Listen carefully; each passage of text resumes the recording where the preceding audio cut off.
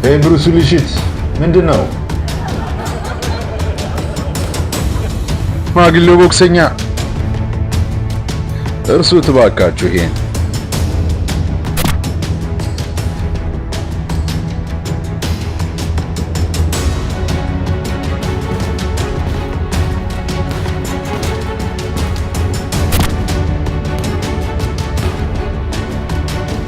እርሱስ?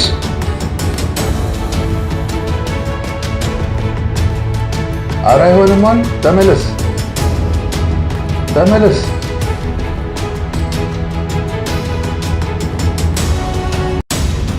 ሽማግሌው ሲኒየር ምን እያደረክ ነው? ራስህን እንደ ቦክሰኛ ነው የምታየው?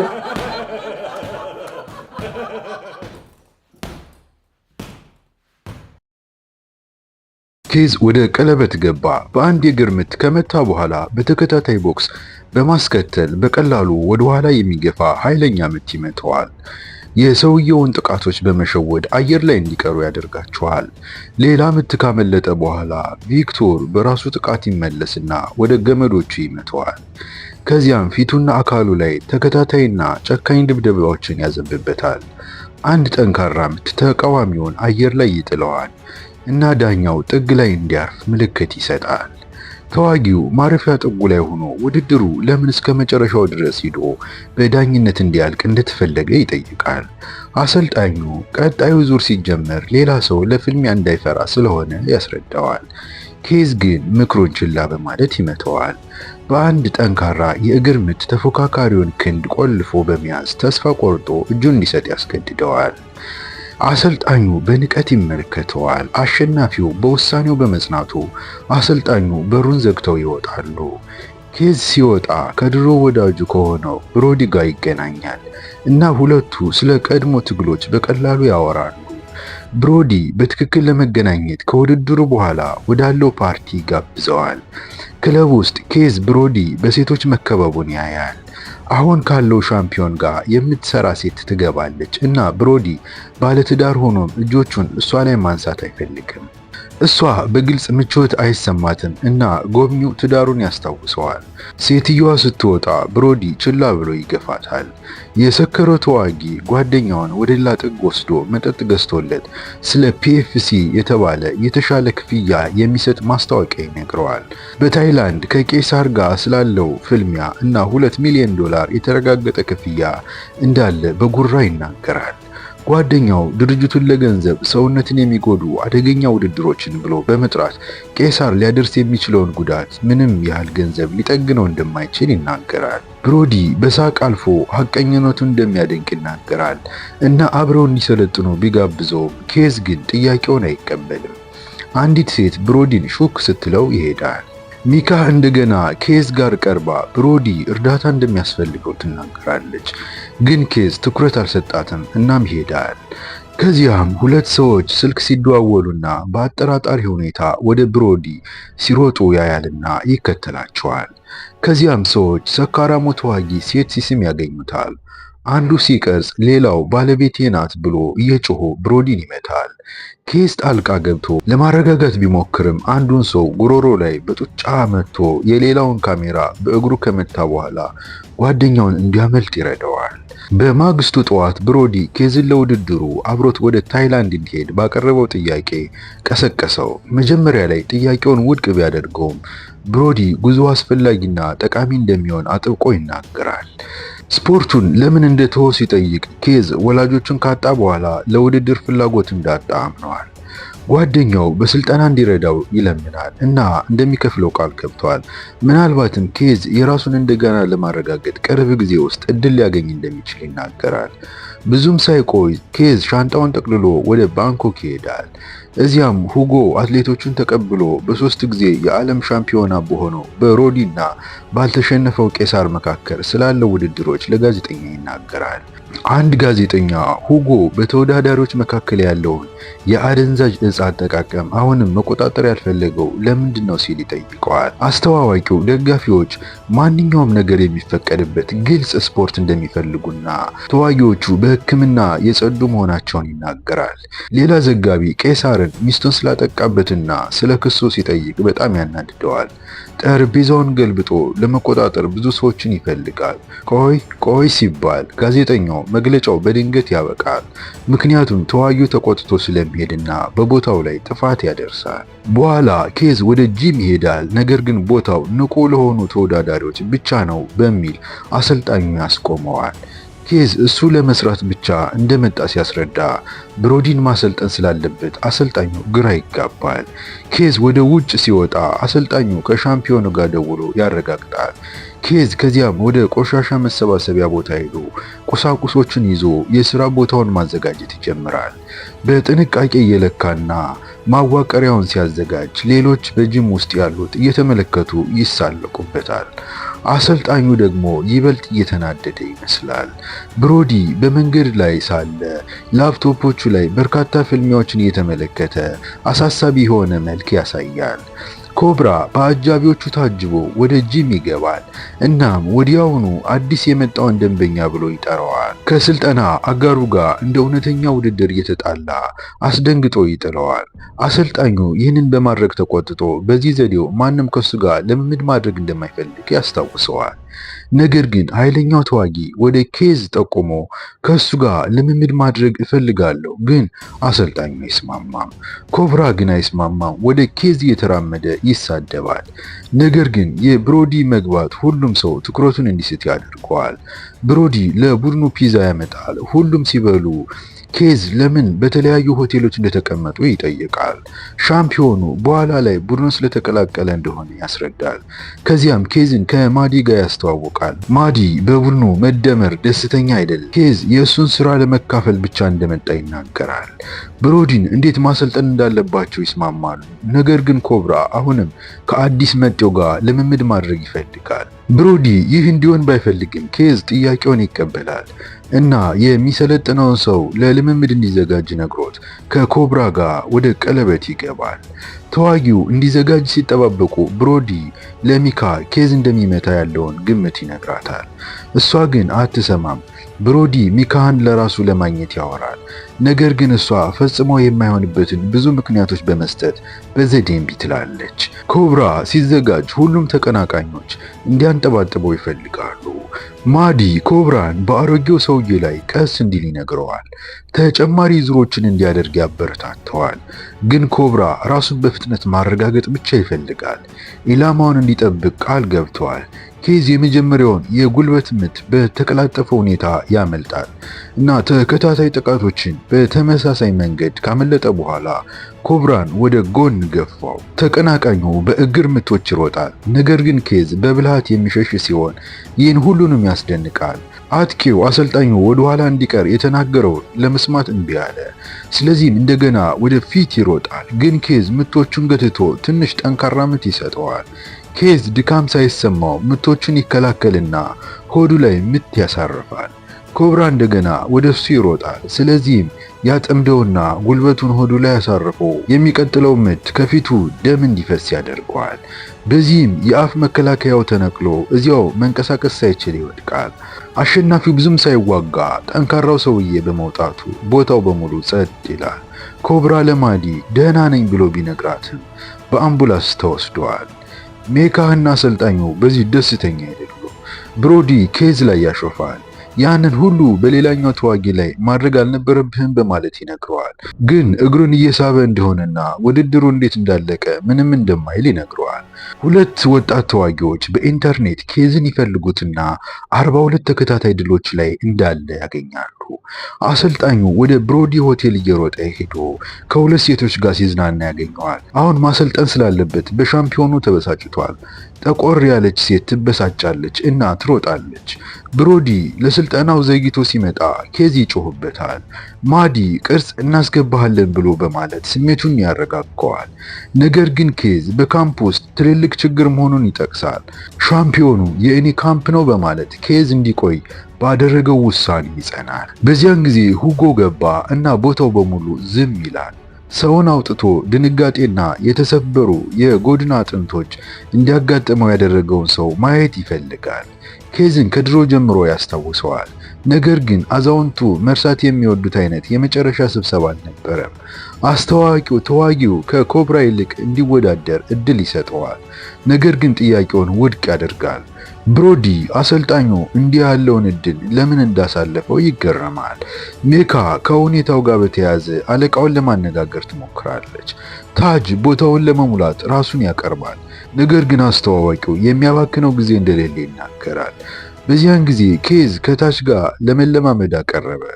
ቀስ እንደሚል ቃል ገባለት። ቀለበት ውስጥ ይገባሉ እና ኬዝ ሳይመልስ ወጣቱ ተዋጊ እንዲመታው ይፈቅዳል። ግን ልጁ አሁንም ጥቃቱን ያበላሸዋል። ይህም ሁጎ ስለ ተስፋው ምንም ሳይነገር እንዲሄድ ያደርጋል።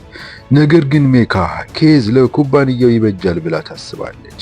አለቃው እንደዚህ ያለ ባህሪ ያለው ሰው ጋር መስራት አይፈልግም እና ታሪካቸው ምን እንደሆነ ስትጠይቀው ለሚመጣው ውድድር መነቃቃት በማምጣት ላይ አትኮሪ እና ከስራዋ ውጭ ያለውን ነገር እንድትተው ይጮህባታል። ወደ ጂም ተመለስን። ብሮዲ ኬዝ ለምን ሁጎን ለማስደሰት እንዲህ ያለውን እድል እንዳመለጠው ይገረማል። ነገር ግን አሰልጣኙ ግድ የለውም፣ ይልቁንም ሻምፒዮኑን በማዘጋጀት ላይ ያተኩራል። ኬዝ ታጅን ሊያሰለጥን እሱና ጓደኛው ወደ እሱ ቀርበው ቴክኒኩን ካደነቁ በኋላ ለታጁ ሲል ራሱን ዝቅ ያደረገው ለምንድን ነው ብለው ይጠይቁታል። እሱም ለታጅ ለአለቃው ራሱን ለማረጋገጥ እድል ለመስጠት እንደፈለገ ይናገራል። እንዲያሰለጥናቸው ይፈልጋሉ እና እምቢ ካለ በኋላ ይመልሳቸውና ስራውን ሲጨርስ ጥቂት ትምህርቶችን እንዲሰጣቸው ቃል ይገባል። በቀኑ መጨረሻ ወጣቶቹ ወደ ኬዝ ቀርበው ቃል የገባውን ያስታውሱታል።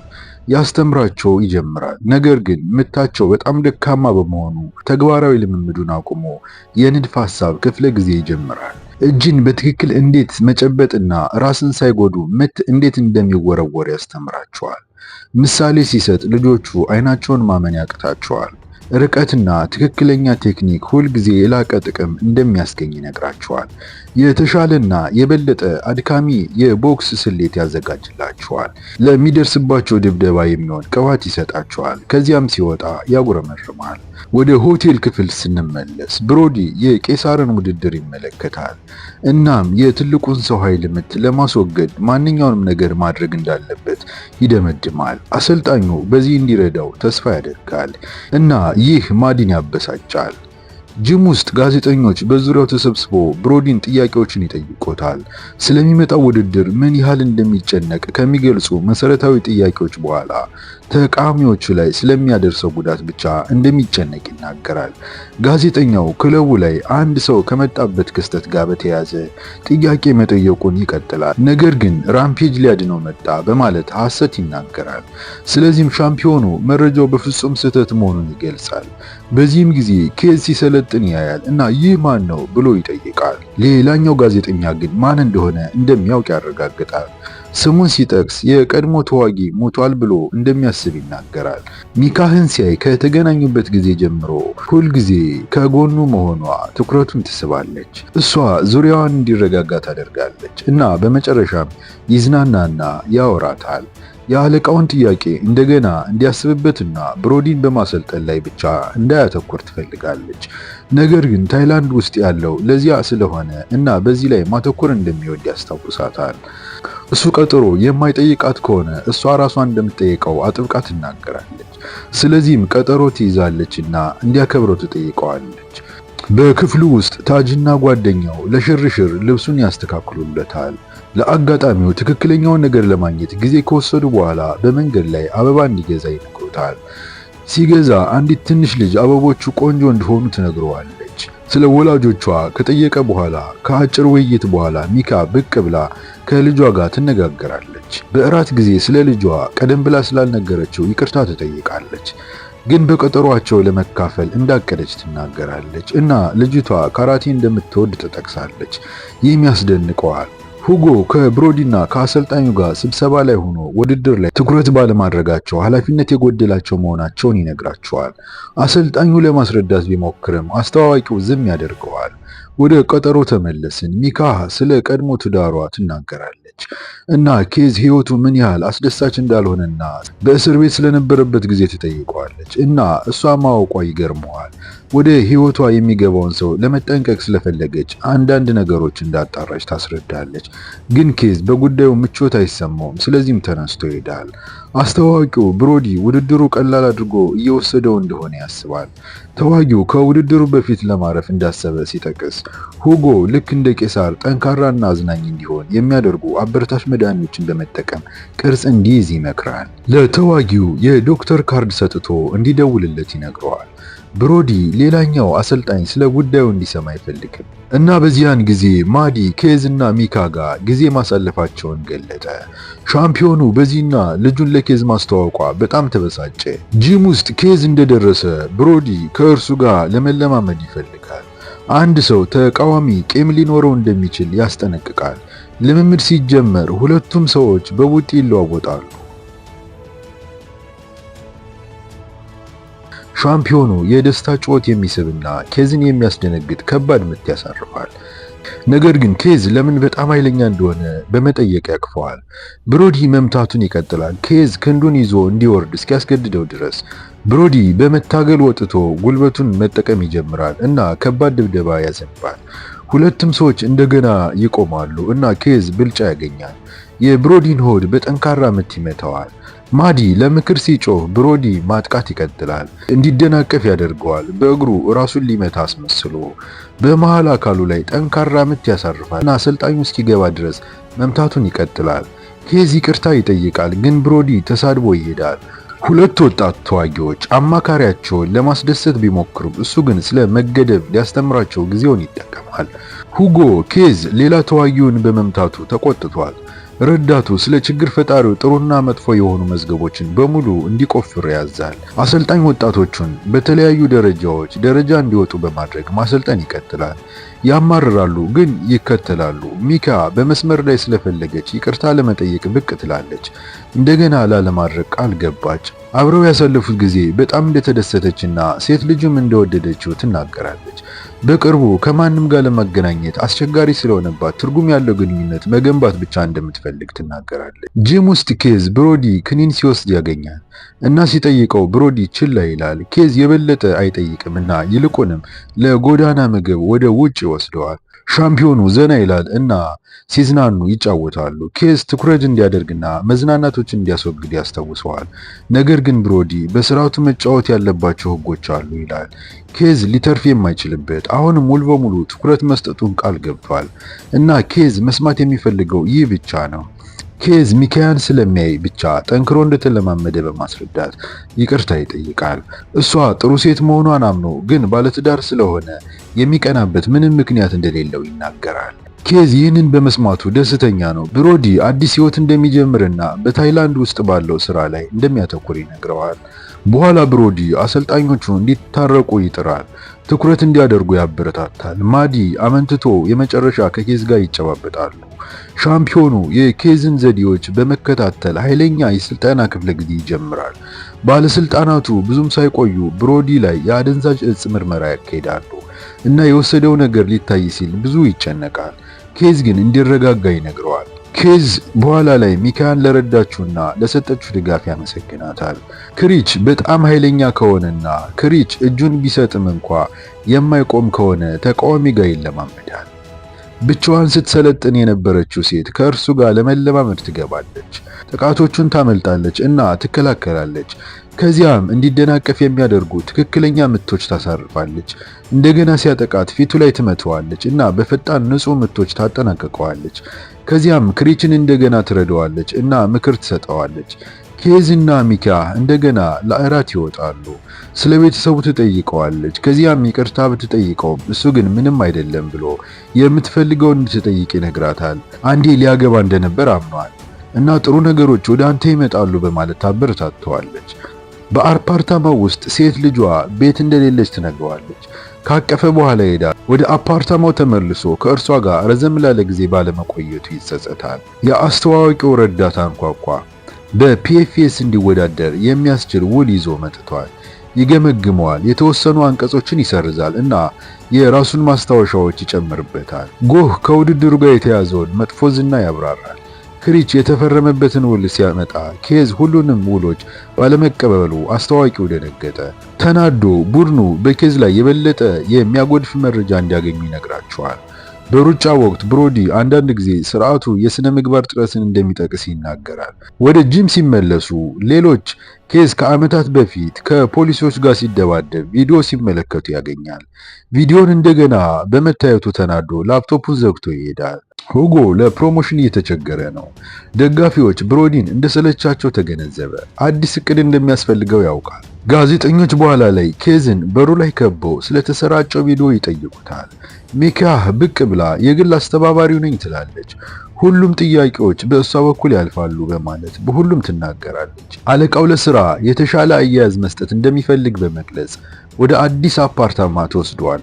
ሻንጣውን ሊጭን ሲሄድ ይሳሳማሉ እና በሩን ይዘጋሉ። ጂም ውስጥ ኬዝ ብሮዲን የተወሰነ ክህሎት እንዲያስተምረው ከተመደበ አዲስ አሰልጣኝ ጋር ይገናኛል። በእንግዳው ምቾት አይሰማውም። በስልጠና ወቅት ሰውየው ከመጠን በላይ ጠንክሮ በመስራት የብሮዲን እግር ይሰብራል። አደጋ እንደሆነ በመናገር ሆስፒታል ውስጥ ዶክተሮች ሻምፒዮኑ ለብዙ ሳምንታት እንደማይሰራና ውድድሩን እንደሚያመልጠው ይናገራሉ። አሰልጣኙ ኢንሹራንሱን በማስታወስ ሊያጽናና ይሞክራል፣ ግን ብሮዲ በስቴሮይድ ላይ እንደነበረ በመግለጽ ያሳጠዋል። እንደ እድል ሆኖ ኬዝ በማዲ ዕውቀት ክኒኖቹ ጉዳት የሌላቸው ቀይሮ ነበር። ይህም ሽፋኑን ያድናል። ሁጎ ኬዝን ይጎበኝና አሁን በ1 ሚሊዮን ዶላር ምትክ ሳይኮ ቄሳርን መጋፈጥ እንዳለበት ይነግረዋል። ተዋጊው ያመነታል፣ ግን ይቀበላል። ብዙ ሳይቆይ የቴሌቪዥን አውታር መረቦች አዲሱን ውድድር ይዘግባሉ። ዋና አሰልጣኙና ብሮዲ ምክር ይሰጣሉ። ራምፔጅ የተጎዳውን ሻምፒዮና ደውሎ ምስላቸው ምን ያህል እንደሚመሳሰልና ከኬዝ ጋር እንዴት እንደሚመሳሰሉ ይጮሃል። ታጅ ኬዝ ውድድሩን በመቀበል መርሆቹን በመጣሱ ይጨነቃል። ከሱ የተማረውን መሮች መከተል እንደሚያቆም ይደመድማል። ሚካህ በብሮዲ ጉዳይ ዙሪያ የሆነ ነገር ትክክል ያልሆነ እንዳለ ትሰማለች። መርማሪው ሁጎ ጥፋቱን እንዳመጣ እንዳዘዘ ማስረጃ ይገኛል። ያ ማለት እግሩ እንዲሰበር ያደረገው በተንኮል ነበረ። ኬዝ ለመውጣት ያስባል። ነገር ግን ሁሉም ሰው አስታዋቂውን ለመቋቋም ምርጡ መንገድ ውድድሩን ማሸነፍ እንደሆነ ይነግሩታል። ኬዝ በሁሉም ሰው ድጋፍ ጠንክሮ ይለማመዳል። ብሮዲ ስለ ቄሳር የውጊያ ዘይቤ ምክሮችን ያካፍላል። ሁጎና ቡድኑ ለዝግጅቱ ተደስተው ወደ አሬና ይደርሳሉ። ሜካ እንደምትለቅ ትነግረዋለች። እዚያም የተቃዋሚውን ካምፕ ተቀላቅላ በፎቶግራፎች ወቅት ደጋፊዎች ኬዝን ከሌሎች ተዋጊዎች ጋር ግራ ያጋባሉ። እሱም አብሮ ይጫወታል። በመለዋወጫ ክፍል ውስጥ ኬዝ ሁሉንም ነገር ያስባል እና እጁን ለመጠቅለል እምቢ ይላል። ወደ ቄሳር ቦታ ገብቶ ያበሳጨዋል። ከዚያም ብሮዲ ላይ ስላደረገው ነገር ሁጎን ይጋፈጣል። የሁጎ ሰዎች ኬዝን ለማራቅ ሲሞክሩ ኬዝና የተቆጣው ግዙፉ ይገላገላሉ። ቄሳር የመጀመሪያውን ቦክስ ይመታል። ነገር ግን ኬዝ ያመልጣል እና የጎድን አጥንቱ ፊት ላይ ይመታል። ትልቁን ሰው ብዙም የማይጎዳ የሚሽከረከር ምት ያሳርፋል። ያዘውና ጠረጴዛ ላይ ይጥለዋል። ነገር ግን ቀልጣፋው ተዋጊ ከሌሎች ምቶች ያመልጣል እና ተቀናቃኙን ከኋላ ይመታል። ቄሳር አንስቶት እንደገና ይጥለዋል። ነገር ግን ኬዝ ክንዱን ቆልፎ ሊያስገዛው ተቃርቧል። የታሰረው ተዋጊ አምልጦ ተቃዋሚውን ራሱ ላይ ይመታል። እርስ በርሳቸው ይቆማሉ። ከዚያም ጠንካራው ሰው እንደገና ይጥለዋል። ጓንቱንና ሸሚዙን ይገነጥላል እና ሙሉ ቁጣውን ለመልቀቅ ይዘጋጃል። ኬዝ አሁንም አቅም አለው፣ ነገር ግን ቄሳር ይበልጠዋል። ጉልበቱን በተደጋጋሚ ይመታል። ሜካ በፍርሃት ትመለከታለች። አቅም የሌለው መስሎ የታየው ተዋጊ ቦክሶች ምቶች በመምታት ለመዋጋት ይሞክራል። ነገር ግን ግዙፍ ሰው ለመውደቅ እምቢ አለና እንደገና ይሮጣል። ቀልጣፋው ተዋጊ በትክክለኛነት ይንቀሳቀሳል። ሁሉንም ምቶች ያመልጣል እና ፈጣን የመልስ ምቶችን ይመልሳል። ከዚያም ተቃዋሚው ከቀበቶ በታች ይመታል። በጭኑ መሃል ይመተዋል። ሚዛኑን ያሳጠዋል። ቄሳር ይጠቀማል ይህንን እድል። በተደጋጋሚ ይመተዋል። ወደ መሬት ይጥለዋል። ሜካ በጭንቀት ስትመለከት የተናደደው ኬዝ ጓንቱን አውልቆ በጉልበቱ ላይ የተመሰረተ ልዩ የውጊያ ዘዴዎችን ለመጠቀም ይዘጋጃል። አንደኛው ጉልበቱን ተጠቅሞ ተቀናቃኙን ይመታና የጎድን አጥንቱ ላይ የሆነ ነገር ያፈነዳል። ግዙፉ ሰው ጎኑን ይዞ እንዲደናቀፍ ያደርገዋል። መቺው ትኩረት ይይዛል። የተጎዳው ሰው እንደገና ሲጠቃ ተመሳሳይ ቦታን በማነጣጠር አንድ ባንድ ንጹህ ምቶችን ያሳርፋል። ህዝቡ በደስታ ሲጮህ የቄሳር ፊት ይመታል። ከኋላ ያነሳውና መሬት ላይ ይጥለዋል። ከዚያም በሚበር ባለ ሁለት ምት ይከተላል። ከዚያም ትልቁን ተቃዋሚ የሚያደቅቅ በአውሎ ንፋስ ምት ያጠናቅቃል። ህዝቡ በጭብጨባ ይፈነዳል እና ሚካ ለመሳም ትሮጣለች። ጎ ኬዝውል በመጣስ እንደሚከስ ያስፈራራል። ነገር ግን አሸናፊው አሰልጣኙ የብሮዲን እግር እንዲሰበር እንዳደረገ ማስረጃ እንዳለው ያስታውሰዋል። እናም የተጎዳው ሻምፒዮን በቀላሉ የበለጠ ገንዘብ ሊክሰው ይችላል። ረዳቱ መጥፎ ዜና ይዞ ይገባል። ሁሉንም ትኬቶች መልሰው መክፈል አለባቸው። ይህም አስተዋቂውን ያናድደዋል። ይህ በእንዲህ እንዳለ ቡድኑ ብሮዲን ጨምሮ ከኦፊሻላዊ ባልሆነ ሻምፒዮና ዙሪያ ተሰብስቦ እንኳን ደስ አለ ይሉታል። አበቃ። እናመሰግናለን።